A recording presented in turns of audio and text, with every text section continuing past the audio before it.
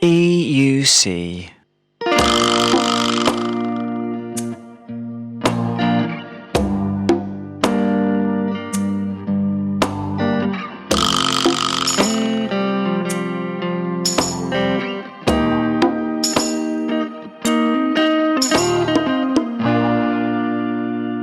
Hello to you all out there, and welcome to the Enabling Space Voices of Civil Society Resilience and EUC podcast, where we explore how civil society is navigating today's changing enabling environment across the world. I am Clarisse, and in this episode, we'll be looking at key evidence from EUC to dive into digital enabling environment.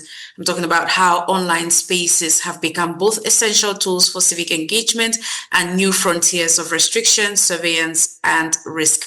To help us unpack what is happening, I am joined by Sheetal Kumar, an expert on advocacy for digital rights and author for Democracy Reporting International of the recently published paper looking at global trends in repression and resistance when it comes to a digital enabling environment with EUC data, of course.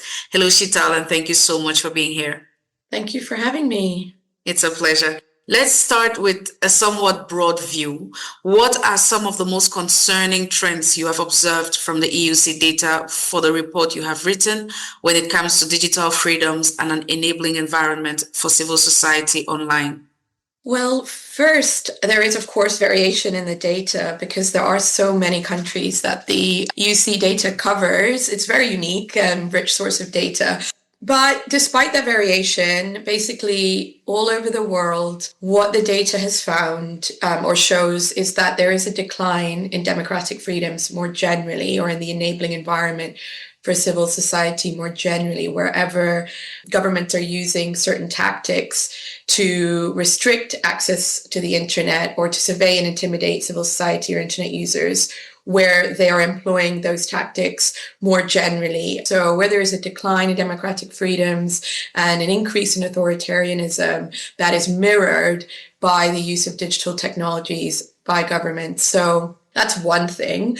And then they're also using, or rather misusing, legislation that should be about promoting a secure and open internet, like cybercrime or cybersecurity legislation, for example, or even penal codes or specific legislation to govern platforms. And I should say there is, of course, a need to address, cybercrime and harmful online content and disinformation and other issues like gender-based violence, online harassment, but really there's a need for rights-respecting approaches to those issues, and that's lacking. And instead, what we're seeing is the use of broad and vague definitions of cybercrime, for example, and disproportionate penalties, and the expansion of surveillance without safeguards in a way that undermines the enabling environment by limiting access to information, by exposing people to unwarranted surveillance and creating a chilling effect that doesn't allow for the use of the internet in a way to advance the digital enabling environment. So those are the two overall trends we're seeing, that there is a use of tactics to restrict access to the internet and to survey and intimidate internet users, where there's a decline in civic space and the enabling environment more generally, and a misuse of legislation like cybercrime or cybersecurity legislation as well. From your monitoring experience, Sheetal, how are governments using digital tools or restricting them in ways that impact civil society's ability to operate? Yes, so when we look at the data from the EUC, as well as other literature on this issue, there are three main ways that governments are using digital tools. So the first is online surveillance. The second is more content-driven threats. And the third is censorship.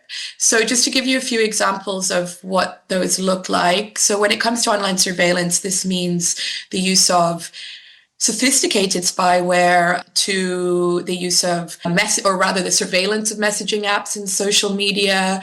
Biometric technologies are being used as well, like facial recognition and the hacking of social media accounts. So that's surveillance.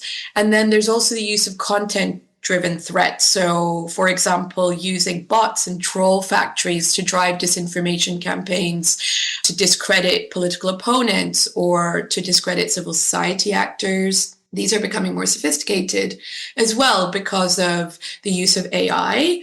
And then finally, there's censorship. There's shutdowns. Those can be quite blunt shutdowns of entire networks, or they can be the use of technical measures like blocking content by taking websites offline, or what's called DDoS attacks, which is like flooding a website or a server with so many requests that the website can't appear online, or requiring social media platforms to take down content by serving takedown orders. And we're seeing as well that during times of political tension, that the use of these tactics increase, and that vulnerable groups tend to be disproportionately affected as well, like, for example, women or sexual or ethnic minorities. And the governments also combine these tactics with the use of other measures to undermine the enabling environment, like making it difficult to access foreign funding. That's a lot. And how are civil society groups managing these risks, which you've just talked about, especially in countries with limited digital infrastructure or legal protections? What I've found is that despite what I've just shared about how challenging it can be when governments use digital tools to restrict freedoms, there are, of course, ways that civil society are addressing that. And there are four main ways. The first is through contesting government actions, including legislation through the court systems. The second is by themselves providing services that advance human rights in the enabling environment. I'll give you some examples in a second. The third is by engaging in national processes that provide positive opportunities to advance legislative frameworks for human rights. And the fourth is by engaging in regional and global processes, like at the UN, for example. So just to go back to the first one, there are many examples of civil society using national or regional courts, like, for example, in the West Africa region, there's ECOWAS or CEDEAO, and that is a court which has, in recent years, through litigation by civil society groups who have filed lawsuits against governments, including, for example, in Nigeria and Togo, for shutdowns or for social media bans. They've successfully won those lawsuits, and the court has ruled that those actions by the governments were impermissible. So that's one. And then the second is providing services that advance human rights. So, for example, teaming up with local media to dispel disinformation, run digital literacy campaigns, or even advancing internet access through community networks, or auditing government services for cybersecurity vulnerabilities. And then engagement in national processes like, for example, there's legislation in a number of different countries around the world to ensure that human rights defenders have protection. So human rights defender legislation that's in place or that's making progress through government in many countries. And then there's access to information legislation that's also the subject to a number of bills and making its way through different systems. Constitutional reform, making sure that that's in line with the latest normative standards as well. And then on regional and global processes, I think we're going to talk about that in a minute. But that is, as a general point, engaging in those can help with advocacy at the national level as well, because it can help apply pressure for national advocacy issues that civil society are working on. Wow, thank you so much for shedding light on that. Very important. And some organizations still see digital issues as technical, I'll put that in quotes, separate from traditional civic freedoms. Why is it important to view them as part of the same enabling environment, in your opinion? Well, just because really the digital enabling environment is such an important part of the enabling environment for the work on so many other issues, because digital technologies are such an essential part of our daily lives. Across the world, they're used as enablers of our human rights, of course, to express ourselves, to organize, to collect, to assemble, to access information.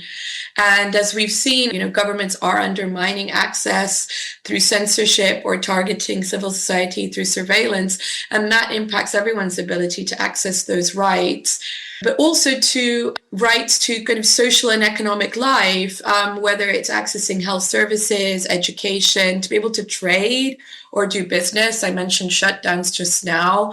And in those court cases I just mentioned, where it can be proven that shutting down the internet can severely limit people's ability to go about their daily life, to trade, do business, access health services and education. So there's a really direct connection between ensuring a digital enabling environment and ensuring the ability to exercise a very broad range of our human rights.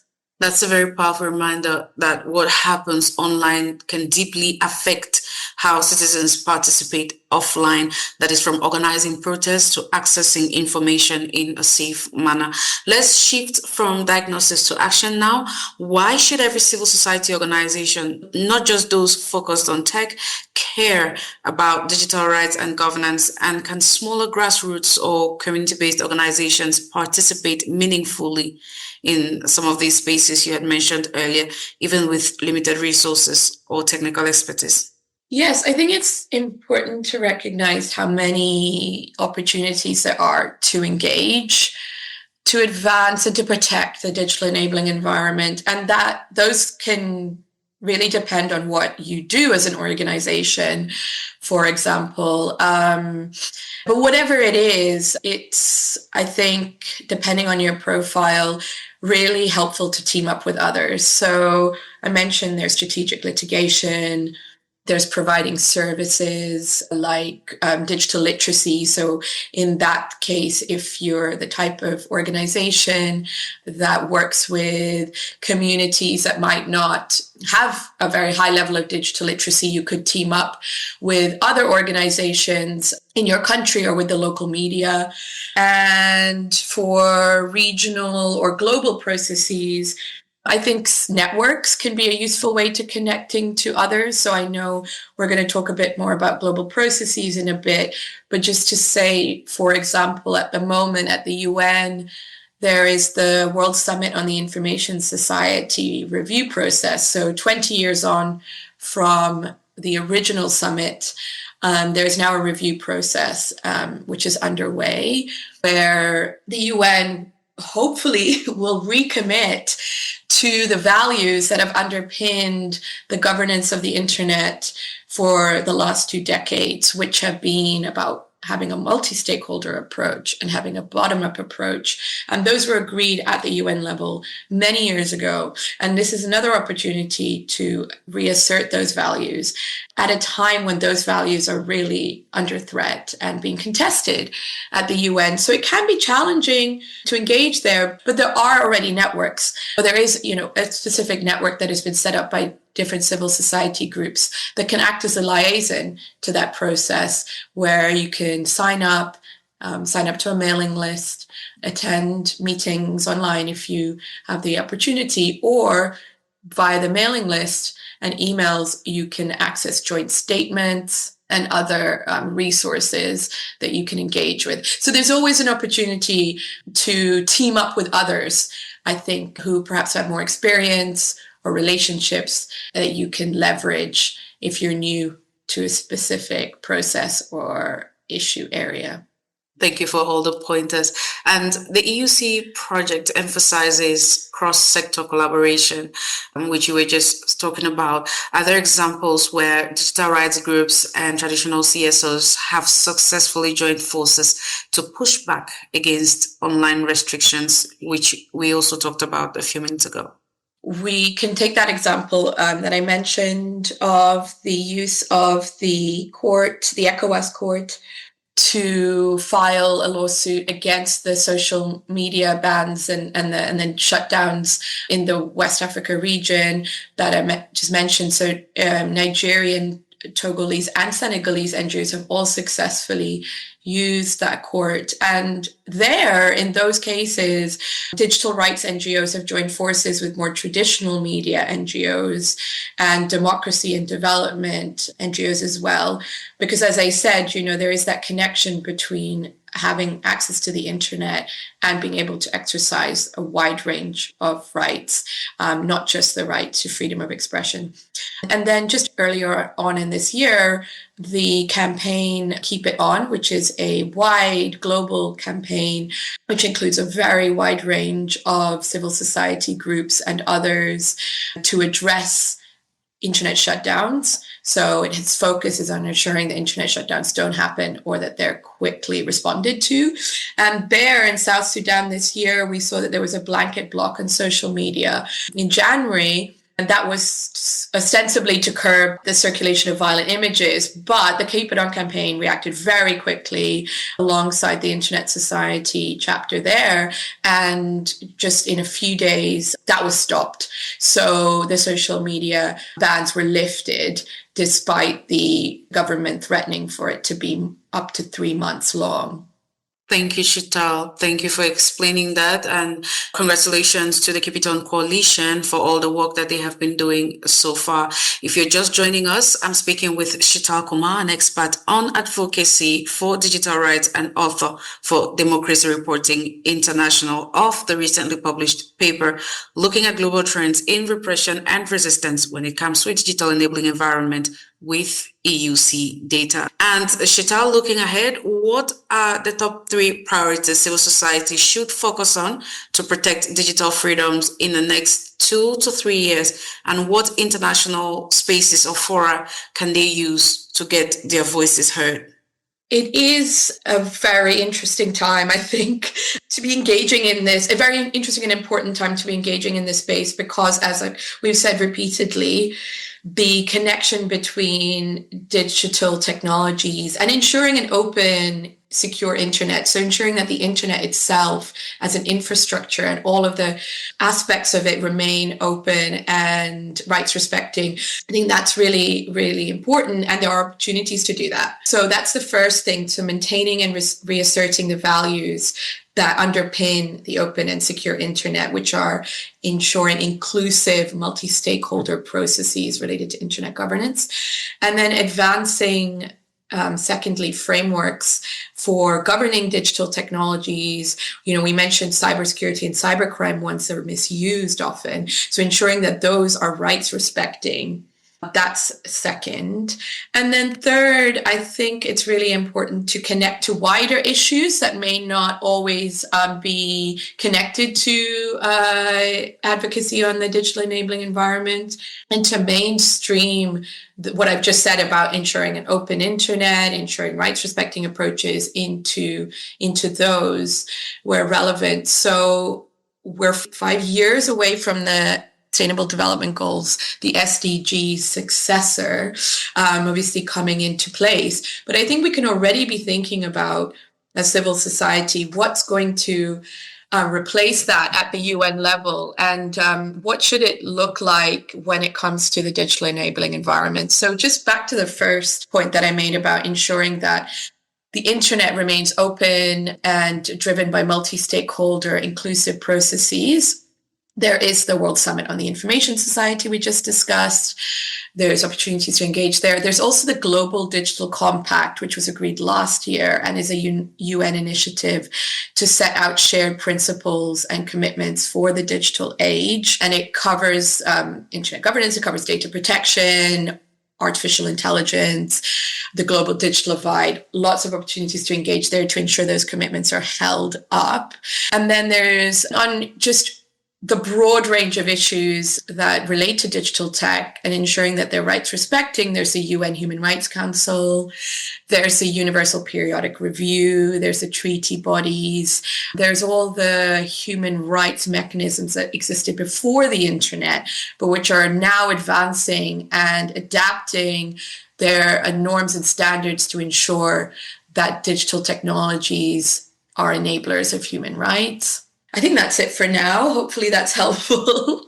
Yes, it is. Yes, it is. And it's been such an interesting conversation so far. But before I let you go, do you have any final message you would like to pass across to our listeners? Just really reinforcing that point that digital technology advocacy and other issues that civil society work on. So, if you want to call it more traditional ones, whether it's climate change, health, education, democratic freedoms more generally, I think it's really important to connect and learn from each other, including for engagement in global mechanisms. And there's a lot of opportunities to do that via networks. And if those networks don't exist, they can be set up, for example, around specific processes.